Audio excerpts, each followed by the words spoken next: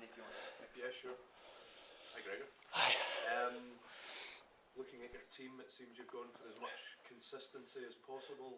Tell us why you think that's the way to go this week. Yeah, look, we don't get a number of opportunities to see the team go out again during a season, and although we got one of the players banned last night, we had most of the squad to pick from. Hamish did pick up that injury, so we felt the performance earned the players the right to go again this weekend. You were very down after the game on Sunday. Understandably, it was a big opportunity for a big win, but having had a few days to digest it, have you and the team, been able to take the positives from the performance? Yeah, absolutely. I think there was a period of the game where we put some of our best rugby together that we played over the last year or two, and against a very, very high opposition. The atmosphere, the sense of occasion was great as well. So there was a lot of positive memories from the game, but it was a missed opportunity. We can't get over that, and the missed opportunity didn't just result from how we played in the last 10-15 minutes, but also when we had the domination.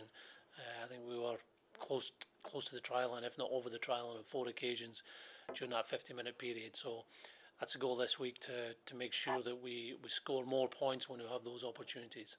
It's been a tough 2022 in many ways. How important is it to round off the year with a win going into what's going to be a huge 2023? It's always important to win. It's always important to improve. From a coaching perspective, and all management are involved with the national team, your last game of a campaign is one you want to win, because you don't have the following week to get out there and play, well, which the players do at their clubs next week. But I'm sure the players are determined to finish with their best performance of the campaign, and why not the season.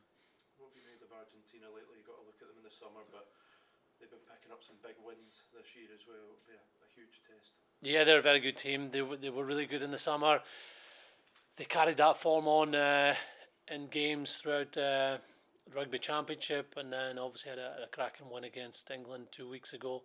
So they're a quality side. They've got quality individuals that play throughout Europe, a few of them in Scotland, and they're well coached. They play a very tough brand of rugby at test level. They don't play too much rugby in their own half, but once they get over the halfway line, they play. They're ambitious. They've got very good defence, a very good line out. So they're rightly one of the best teams in the world right now.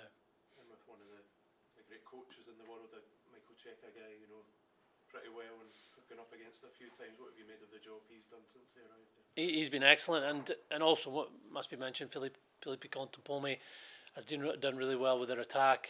Their line out, Fernandez Lobby involved in another ex-player involved with the forwards. Yeah, they look a test team. They look strong in the set piece. They've selected a team that is dangerous, and they've got some really aggressive forwards.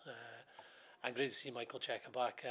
He's obviously coached at the highest level with Australia, coached club level in Super Rugby and over in the URC.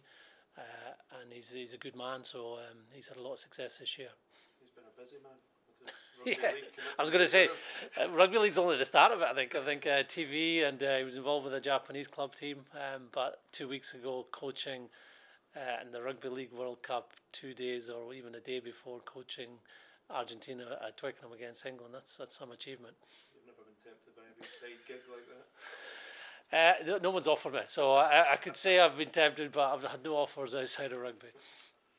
Gregor, were you surprised to lose Richie Gray last night, and how difficult that made preparation for this weekend? I've gone into hearings before, been very confident that what we've seen are rugby incidents, or incidents that don't merit red cards.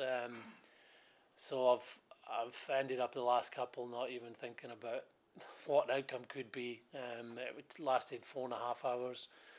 It started before we trained out there yesterday, and it was still going when most of the players were going to home or going out for dinner. So they must have deliberated long and hard. I know Richie had no intent in his actions. He's never been red carded or cited in his career. and he's played a lot of games of rugby. So it's a blow for him, blow for us, because he's been playing so well. But it's also an opportunity for his brother to come in. He can't wait to start. He's not started in this campaign, and I thought he was really good off the bench for us against New Zealand. It's not been often over recent years that Johnny's found himself on the bench or out of the 15. How's he kind of responding to that? He's responding really well in training. He's in a leadership group. He's really a true leader off the field, a connector. He's now the judge for our coach sessions. He's got his own stand-up routine that he delivered the other night, which was excellent. But he's disappointed and determined to show that he should be in the starting team, and we're looking forward to seeing that on Saturday. Big an opportunity is this for Jack, having been around since the start of the autumn? Yeah, I think the timing's good. I think getting more minutes, came on earlier at the weekend, getting used to international rugby again, the way we want to play, and his teammates. He's applied himself really well at training, and knowing that you're going to starting in the position that you play regularly at club level should mean that things will happen a bit quicker for him this weekend.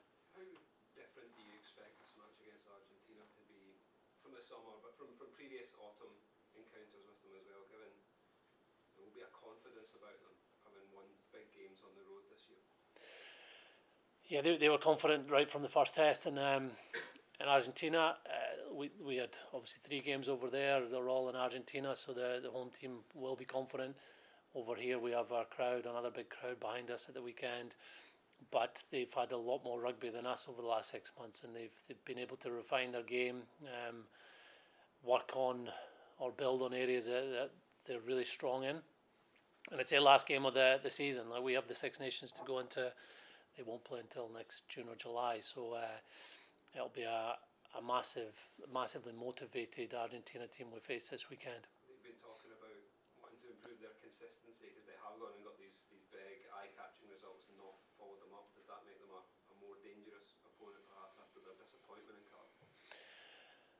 Who knows? I would say they're very consistent. They obviously had a really good win against New Zealand and lost the following week, but that happens in sport. You're not going to win all your games. I thought they were close to winning last week against Wales, in a tough place to play. And when Wales went a man down, I think the momentum was in Argentina's favour, but they weren't able to put scores on the board at that point. So they're a dangerous side. They're tough to beat, and we'll have to play really well to win. Gregor, what's your opinion about Emiliano Boffelli's moment and in the situation of the fly half in Argentina, Santiago Carreras and now Nicolás Sánchez on the bench? Yeah, well, Boff, as his Edinburgh teammates call him, has had a great season. Really good international season. Integrated well into the Edinburgh team as well. He's been the difference maker in a few of the test matches with what he can do at kickoffs. Got up and won a kickoff against New Zealand that led to a try. In the first test against us, won a kickoff that was a turning point in our game. His goal kicking has been very impressive, and we know how good he is chasing kicks and finishing off tries. So yeah, he's a quality player, and we've got 2 wingers this week that are teammates of his, so they know him really well. And regarding the 10 situation, I think Carreras has played really well. He's a running 10, but they use 10 a lot to kick long with their game plan. With Sanchez back, that's someone who's really experienced, that if he's used, he'll know his way around test rugby. On the morning, Michael Cheika told us that Argentina prepares the week as a final. You are playing this Saturday as a final too for this team?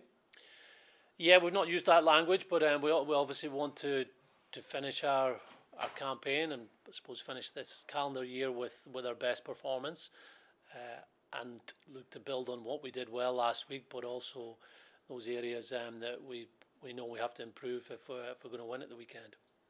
Gregor, I remembered when the last match of the summer season in Santiago del Estero, you told me that was the match you liked the most from your team, and it was a win from Argentina. Now you have different players, Finn Russell, Stuart Cobb. We know the level they can bring to your team. What do you think is going to be different, even though we are practically family. Fourth time in a year that we met. Yeah, well, what's different? We're at home. The weather could be different, as you know. That day was very warm, and both teams were able to play an attacking style of rugby that put the defences under pressure. We know it's our last game of the season. It was the last game of the tour, and what we'd worked on came out in our performance. Just unfortunately, the wind didn't come at the end. So we got to play for 80 minutes. Our experienced players stepped up last week, and we'll be looking to them to do the same, but also our whole team playing well. Thanks. Cheers.